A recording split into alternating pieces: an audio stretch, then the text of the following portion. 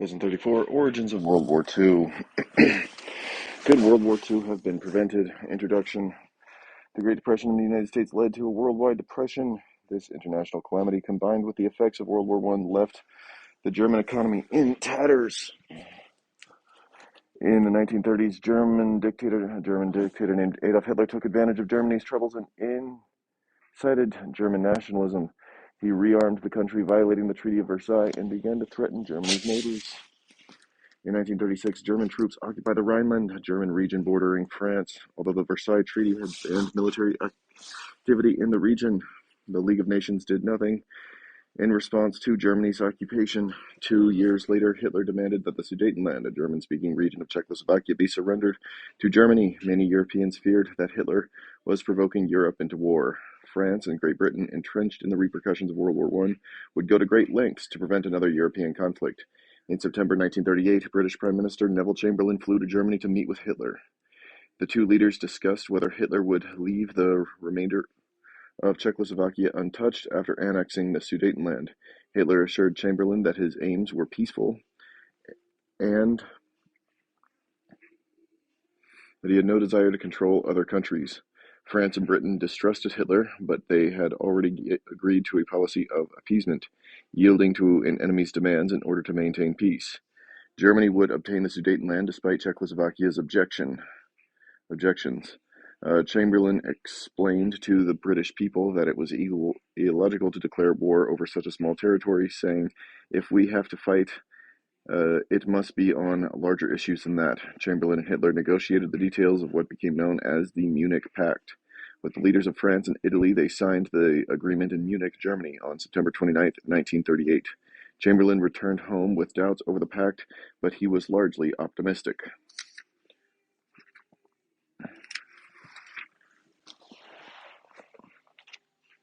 Dictators and militarists rise to power.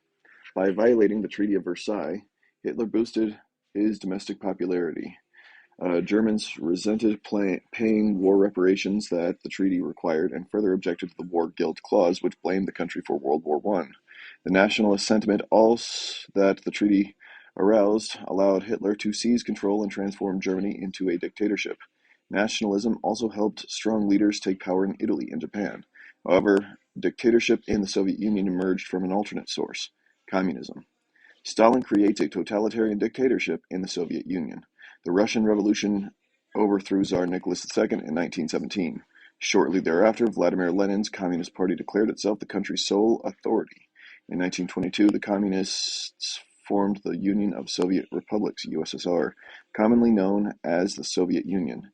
After Lenin's death in 1924, Joseph Stalin machinated his way to power, and in the early 1930s had established a totalitarian dictatorship.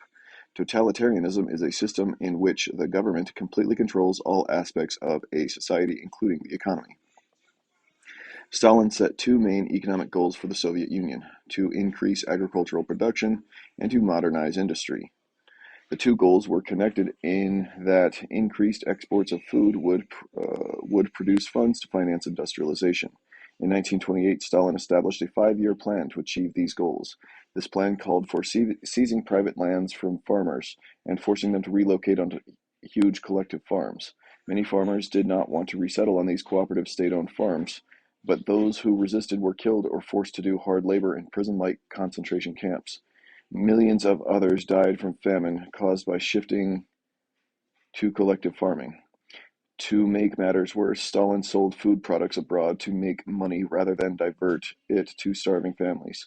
The industrial objectives of Stalin's plan were a resounding success, and modernized factories were churning out machinery, iron and steel, and consumer goods by the early 1930s. Stalin employed brutal methods to strengthen his control of the Communist Party.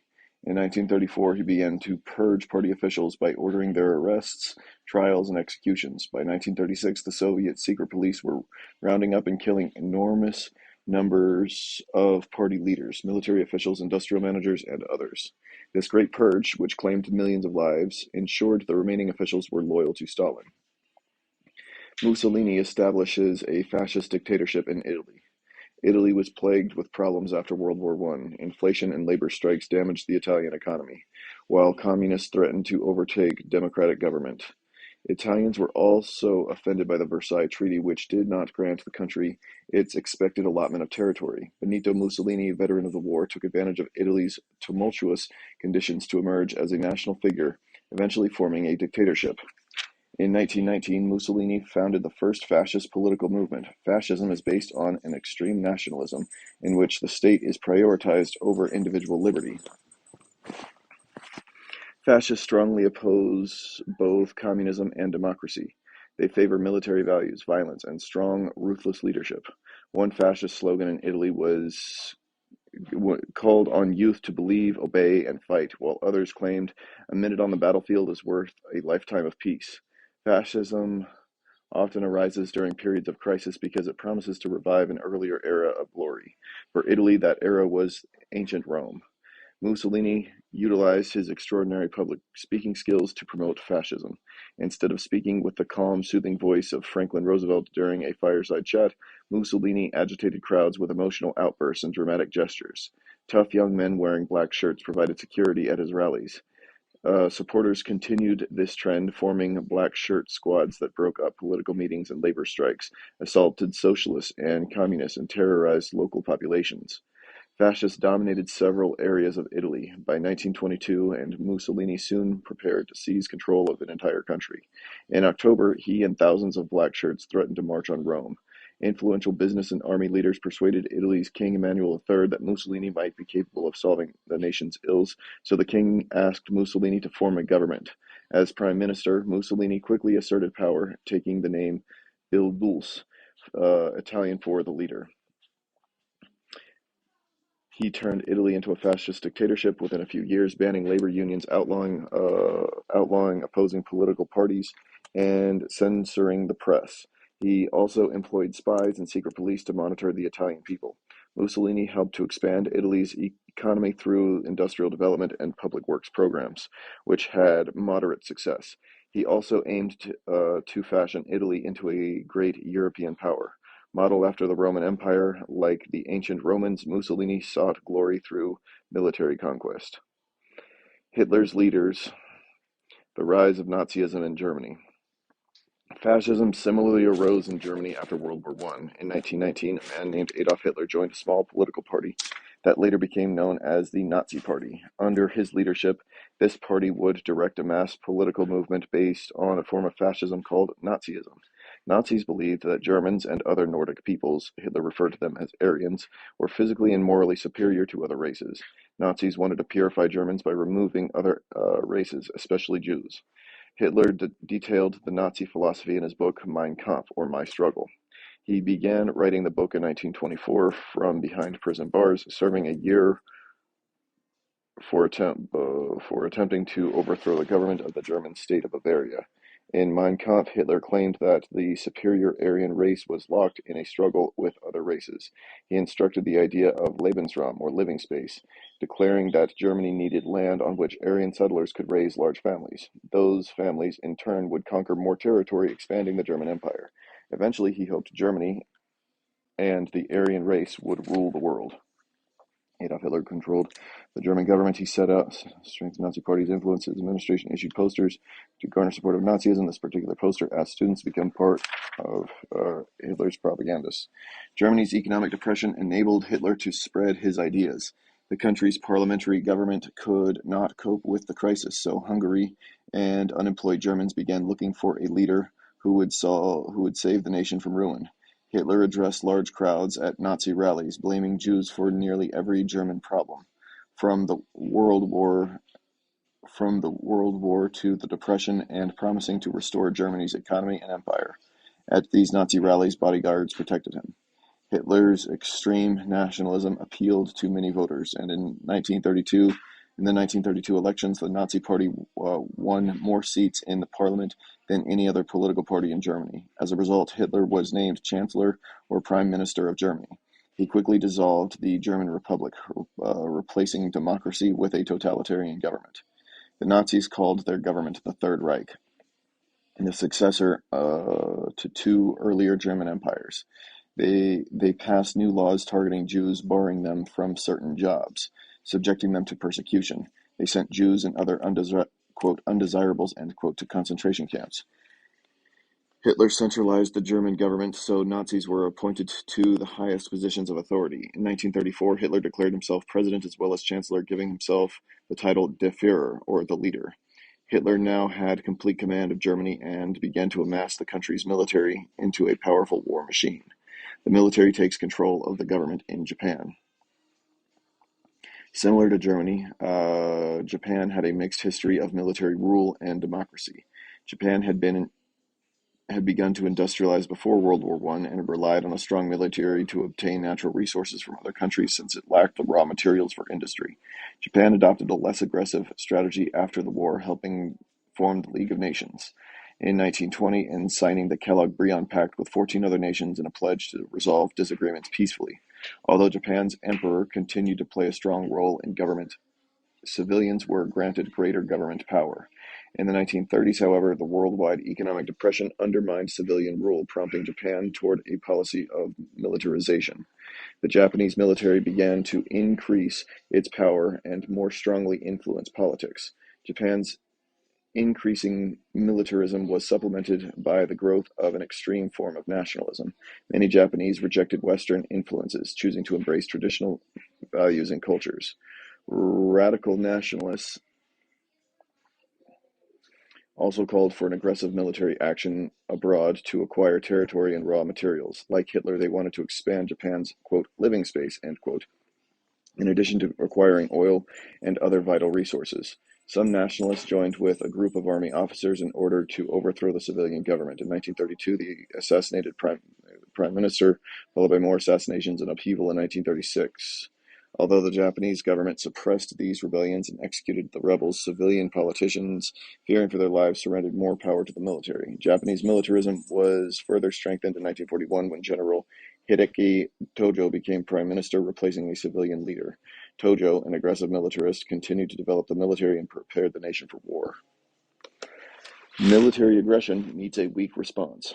Americans continued to favor isolationism during the 1930s, bitterly remembering the experiences from the First World War and facing the current economic challenges at home. Americans did not want their nation to become entangled in another war. For this reason, President Roosevelt took no direct action against aggressive dictators in Asia and Europe. However, he did speak out against aggression in principle. In his 1933 inaugural address, Roosevelt vowed that the United States would be a, quote, good neighbor who respected the rights of others.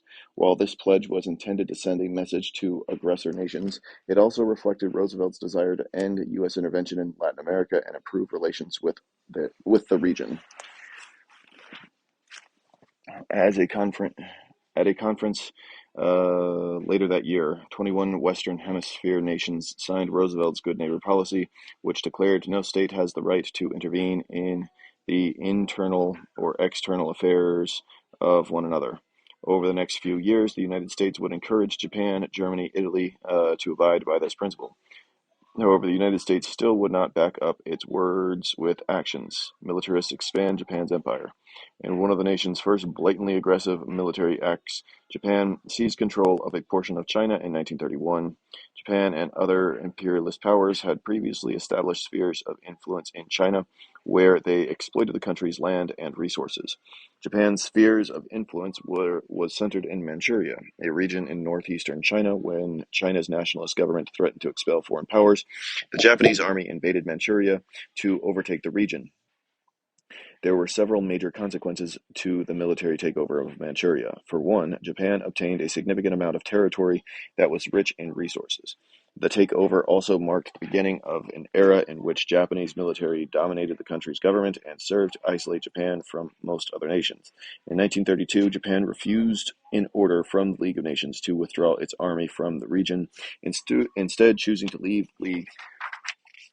Instead, Japan's aggressive military strategy continued when the Japanese army clashed with Chinese forces outside of Beijing, China's capital. In July of 1937, this skirmish soon became a full-fledged war between the two countries. The Chinese army retreated, but the Japanese overtook them at the city of Nanjing. There, the Japanese soldiers captured the city and went on a 6-week slaughter of its inhabitants, later known as the Rape of Nanking. During these weeks, the Japanese army massacred as many as 300,000 Chinese civilians and brutally raped about 20,000 Chinese women. The war did not stop at Nanking. By year's end, Japan's military occupied China's key cities and much of its fertile land. Shocked by Japan's aggression, Roosevelt called on peace-loving nations to end the epidemic of world lawlessness. He specifically spoke of the need to quarantine aggressor nations. In international relations, a quarantine is a blockade or boycott. Roosevelt's quarantine speech failed to stop Japan, and by 1941, Japan had annexed French Indochina into its Asian empire, along with Formosa, now called Taiwan, Korea, large areas of China, and several small Pacific islands. Europe's dictators test the League of Nations. Japan's aggression tested the League of Nations, a body which was intended to serve as an instrument of international law. In theory, the League could impose boycotts and other economic sanctions, or could use the combined military force of its members to subdue unruly nations.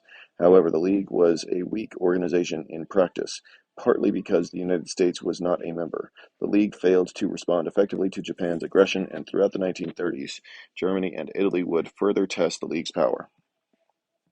Like Japan, Germany withdrew from the League of Nations in 1933 as Hitler began rebuilding the German military. In 1935, Hitler announced the formation of a German Air Force as well as a system of compulsory military service. Both actions violated the Treaty of Versailles. Although the League of Nations lodged a formal protest, it refused to impose sanctions against Germany. In another test of the League's resolve, Hitler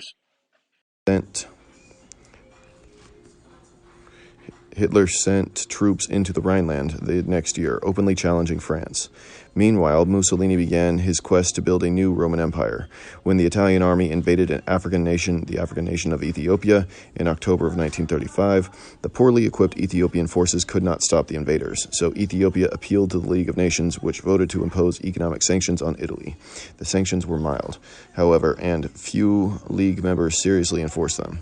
In May of 1936, Italy officially annexed Ethiopia. Hitler heartily approved the invasion, and in October, he and Mussolini signed a treaty of friendship that forged an alliance between the countries known as the Rome-Berlin Axis. Events in Spain further aided to the growth of fascism.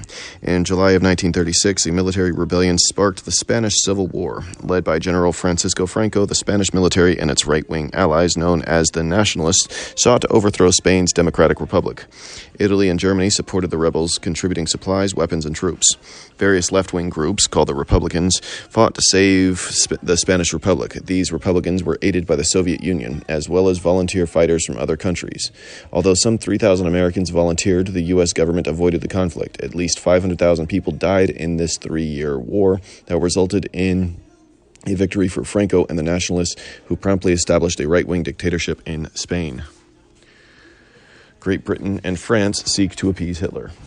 Encouraged by events in Italy and Spain and by his own successful occupation of the Rhineland, Hitler continued his expansion campaign.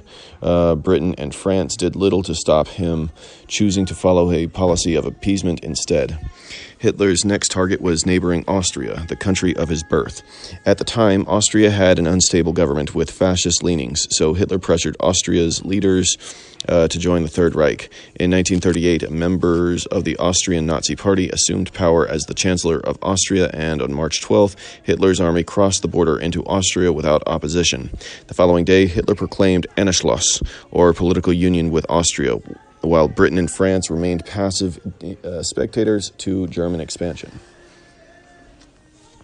After Austria, Hitler set his sights on Czechoslovakia. By signing the Munich Pact on September of 1938, Germany acquired the Czech region of the Sudetenland.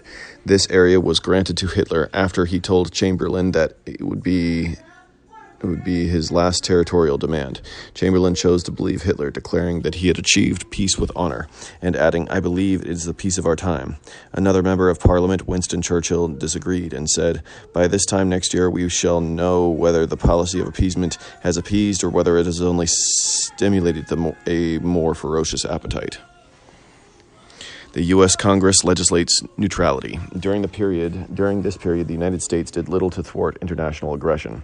For example, when Mussolini invaded Ethiopia, the League of Nations considered establishing an oil embargo or suspension of trade against Italy. Italy's offensive would grind to a halt without oil, so the League asked the United States, a major oil supplier, if it would support the embargo. Roosevelt declined, noting his recent signature of the Neutrality Act of 1935, which prevented the United States from supplying arms, ammunition, or implements of war to nations in conflict. Because the law did not specify oil, Roosevelt had no qualms in sending oil shipments to Italy. Congress passed additional neutrality acts in 1936 and 1937, all designed to keep the United States out of European conflicts such as the Spanish Civil War. Americans passionately supported this isolationism.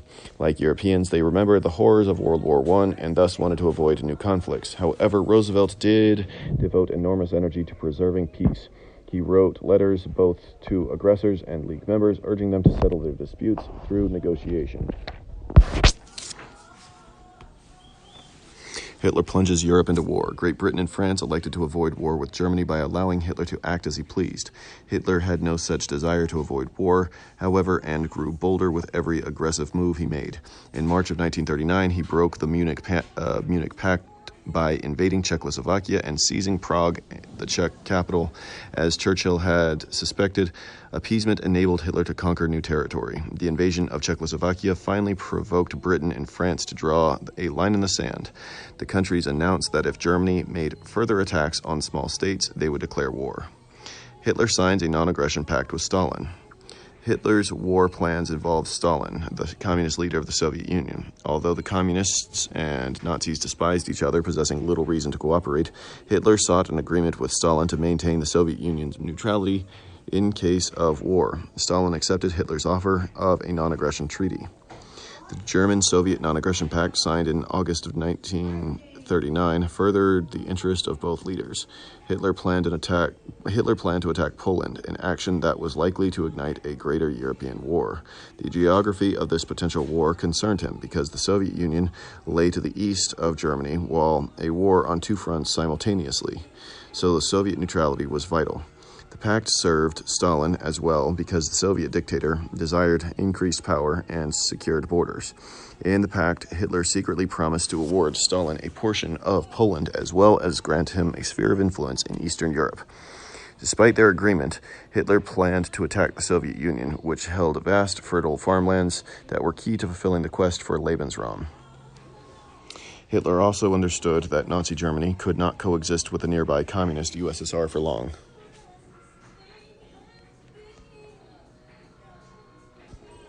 Despite their agreement, Hitler planned to attack the Soviet Union, which had vast, fertile farmlands that were key to fulfilling the quest for Lebensraum. Hitler understood that Nazi Germany could not coexist without the nearby USSR for long.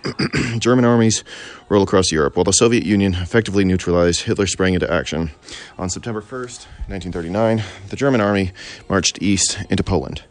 2 days later, France and Britain, the Allied powers, declared war on Germany. World War II had begun.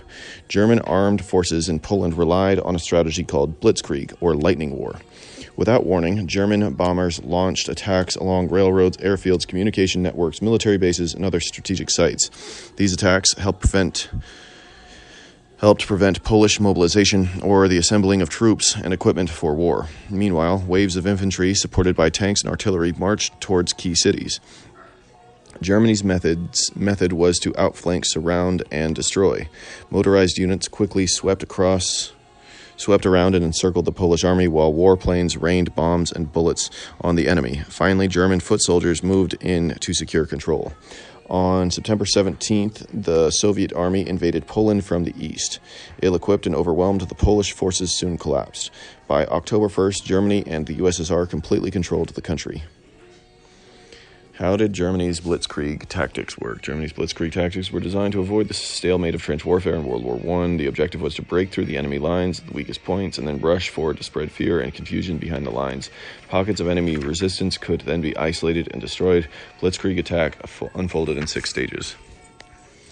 Hitler now shifted his focus to the west and moved soldiers to Germany's borders with France and the Low Countries, Belgium and the Netherlands, and Luxembourg.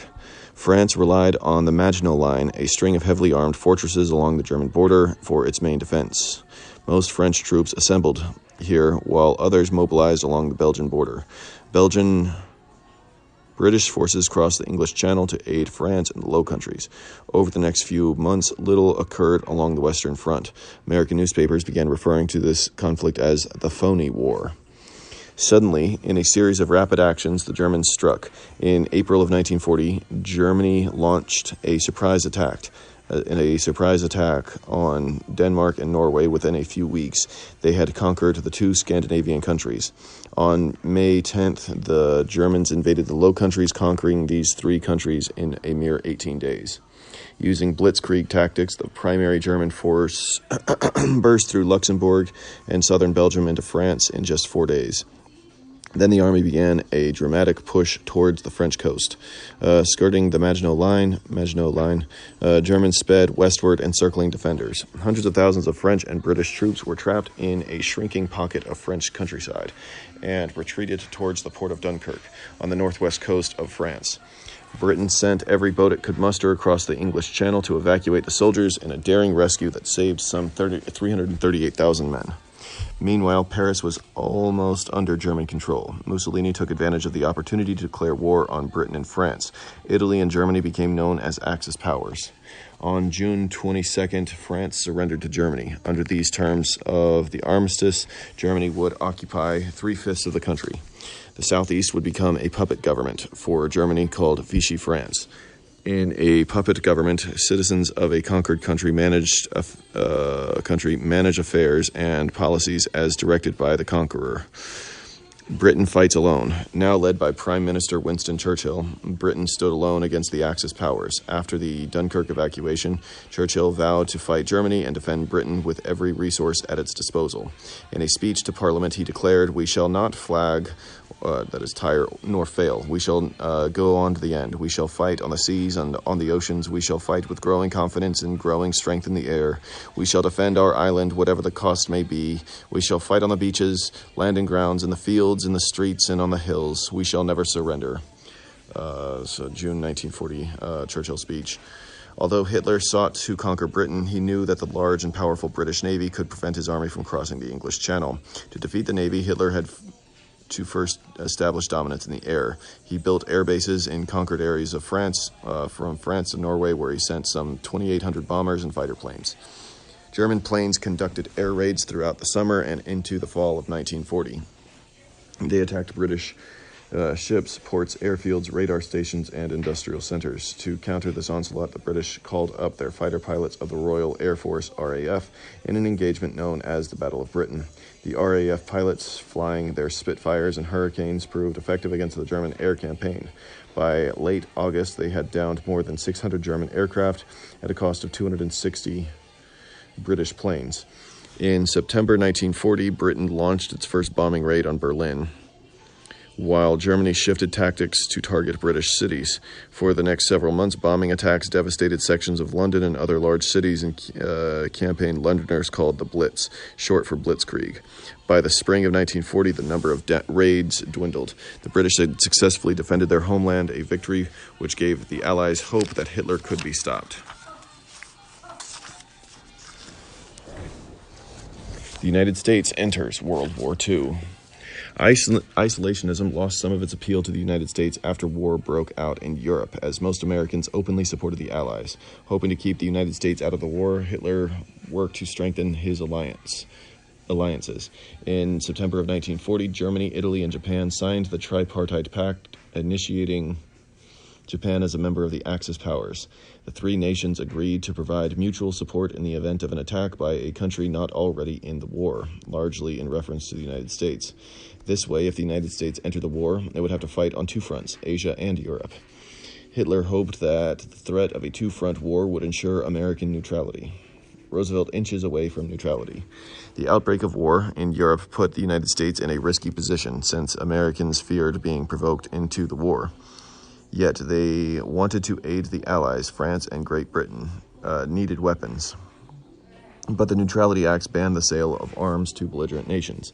In November of 1939, Roosevelt pushed a bill through Congress that repealed the arms embargo. This Neutrality Act of 1939 included cash and carry provisions where nations had to pay in cash for materials before transporting them in their own ships. After the conquest of France, the United States began rearming itself in earnest. In September 1940, Congress enacted the first peacetime military draft in U.S. history, and a month later, the Selective Training and Services Act had enrolled 16 million men. During his 1940 election campaign, Roosevelt assured Americans, "Your boys are not going to be sent into any foreign wars." In November, he was elected to an unprecedented third term as president. The Battle of Britain was still raging by December of 1940, when Churchill declared that his country was nearly bankrupt. Determined to provide Britain all aid short of war, Roosevelt urged Congress to adopt a plan to lend, not sell arms to Britain. This legislation, called Lend-Lease Act, passed in March of 1941, but only after heated public and congressional debate. In June of 1941, Hitler violated the Non-Aggression Pact by attacking the Soviet Union. Great Britain announced its support for the USSR, and the United States began selling supplies to the besieged country under the Lend-Lease Act. In August, Churchill and Roosevelt met in secret aboard a warship in the North Atlantic in Canadian waters. There they prepared a declaration of common principles called the Atlantic Charter. In the charter, they promised not to use the war as a way to expand their own territory, and asserted the right of all peoples to self-government. 3 months later, Congress voted to allow American merchant ships to arm themselves to sail to Britain. Japan attacks the United States. From 1940 to 41, Japan continued seeking raw materials through conquest. It occupied French Indochina in Southeast Asia and then targeted the Dutch East Indies. Japan aimed to force Western powers out of the region and establish a new order in Asia, with Japan at the center. The United States attempted to undercut Japan's aggressions by sending loans and other aid to China, which opposed Japan, and by freezing Japanese assets in U.S. banks.